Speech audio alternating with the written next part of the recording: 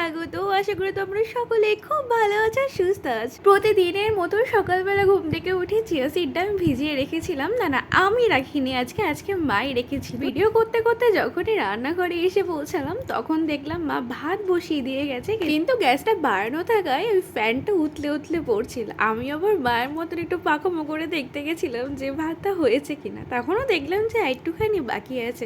তো সকালবেলা ব্রেকফাস্টটা করেছিলাম আম আর চাউমিন দিয়ে। জানি এখন তোমরা এটাই ভাববে যে কেমন উদ্ভট খাওয়া দাওয়া, আমার না এগুলো খেতে বেশ ভালোই লাগে। তারপরে নিজেই ভাবলাম যে বসে বসে আর কতদিন খাবো, তার জন্য এতগুলো বোতল যখন ফাঁকা পড়ে আছে একটু জল ভরি। কিন্তু আমি না জল ভরার নামে জল অপচয় করেছি।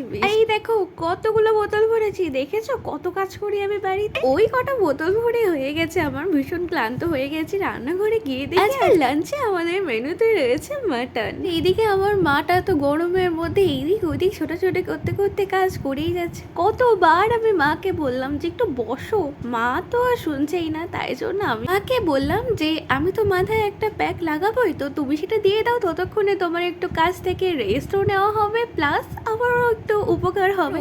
মায়ের হেল্প ছাড়া এটা আমি কিছুতেই নিজের মাথায় ভালো মতন দিতে পারি না। হ্যাঁ পারি না বলা ভুল, পারি, কিন্তু জিনিসটা আমার মাথার স্ক্যাল্পে লাগা কম, আমার সারা মাথার চুলে লাগা হবে বেশি, যেটাতে তো কোনো রকম কাজই হবে না। বেকার বেকার তার ওটা নষ্ট করে লাভ নেই। তার জন্য একটু বুদ্ধি করে মাকে বললাম যে তুমি দিয়ে দাও। চলে এই সময় মারও আমাকে দেখে খারাপ লাগছিল যে এখানে একটু আমাকে গুড় জল দিল।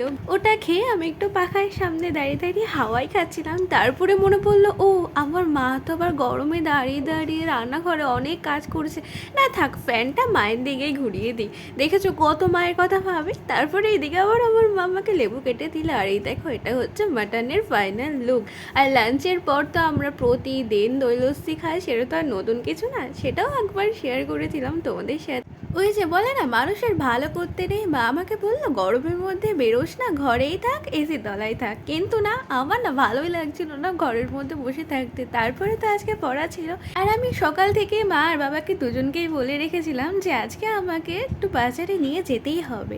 আমাকে নিয়ে যাবে না বলে আমাকে এখানে ঘুষ দিয়েছিল একটা আইসক্রিম দিয়েছে, কিন্তু আমি তো হাফ আইসক্রিম খেয়ে বলেছিলাম না আমাকে নিয়ে যেতেই হবে, যেই কারণে আমি ফুল আইসক্রিম খাইনি। আমার অত্যাচারের জ্বালায় আমার বাবা মা অতিষ্ঠ হয়ে লাস্টে আমাকে বাজারে নিয়ে চলে এসেছিল। আর এসেছিলাম বাবার কয়েকটা জিনিস কিনতে আবারও। আর আমি এখনো পর্যন্ত বুঝে উঠতে পারি না এই কুর্তিটা কার জন্য দেখা হচ্ছিল, না মানে আমার জন্য না মায়ের জন্য। এত বড় কুর্তি তো আর আমার গায়ে হবে না। যাই হোক, তারপরে এসেছিলাম ওই সোনার দোকানটাতে।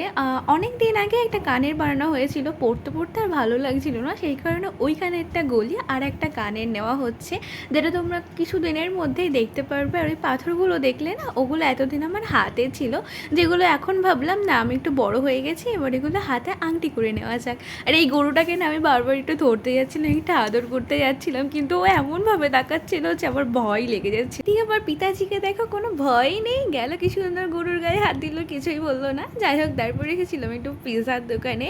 ও আরেকটা কথা তো তোমাদের বলাই হয়নি, সেই দিন ছিল আমার বাবা আর মার 20 ইয়ার্স অ্যানিভার্সারি। আর সেই কারণে এই টেবিলটা বাবা মাকে গিফট করেছে। আর এই দিকে তো আমি উদ্ভট সেজে নিয়েছিলাম, কারণ আমার 2-3টি শর্ট ভিডিও শ্যুট করার ছিল। তো সেই সব শ্যুট ফুট করা হয়ে যাওয়ার পরে আমার মুখের অবস্থা কিছুটা এইরকম হয়ে গেছিলো। এক গাদা মেকআপ টেকআপ দিয়েছিলাম, কি আর বলবো। মেকআপ করা করতে ভালো লাগে, কিন্তু এই তুলতে না ভীষণ ঝামেলা মনে হয়। যাই হোক, ওঠানোর পরে আমি আবার বাবাকে মেকআপ করতে বসেছিলাম। আসলে জানো তো এই দিনকে আমার ভীষণ মনে পড়ছিল, ছোট যখন ছিলাম আমি অনেক, তখন আমি এরকম বাবাকে মেকআপ করে দিতাম, টিপ পরিয়ে দিতাম, চুল আঁচড়ে দিতাম, চুল বেঁধে দিতাম, এরকম প্রচুর কাজকর্ম করেছি। আর এই জায়গায় বাবাকে মুখে এতটাই ফাউন্ডেশন দিয়ে দিয়েছিলাম যে মুখটা পুরো সাদা হয়ে গেছিলো, সেই কারণে মা আবার একটু মুছে দিল। কেকটা নিয়েছিলাম আমি নিজে হাতে, আনাটাই সার হয়েছিল, পয়সাটা তো বাবারই ছিল, যেহেতু আমি এখনো ফাইন্যান্সিয়ালভাবে স্টেবল হয়নি। আমি একটা প্ল্যান করেছি যে 20 বছর পার হলো, তো আমি ভেবেছি কি যে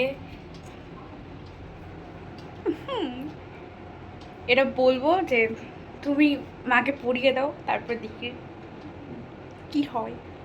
আমি জানি আমার মতন প্রত্যেকটা ছেলে বলো মেয়ে বলো সবারই একটা ইচ্ছা থাকে যে একটা সুন্দর এরকম একটা মুহূর্ত নিজের চোখে দেখা, সেটাকে ক্যামেরা বন্দি করে রাখা। তো আমি ভাবিনি যে আমার স্বপ্নটা পূরণ হবে। আর আমার বাবা মা আমার ছোট থেকেই আমি দেখেছি যে আমি যখন যেটা চেয়েছি তখন না হোক বা পরে সব সময় সেটা পূরণ করার চেষ্টা করেছে। তো যাই হোক, রাত্রে এটা দিয়ে ডিনারটা কমপ্লিট করে নিই, দেন তো আজকের মতন ব্লগটা এখানে এন্ড করছি। দেখা হচ্ছে নেক্সট কোনো ব্লগে, ততক্ষণ টেক কেয়ার, লাভ, বাই বাই।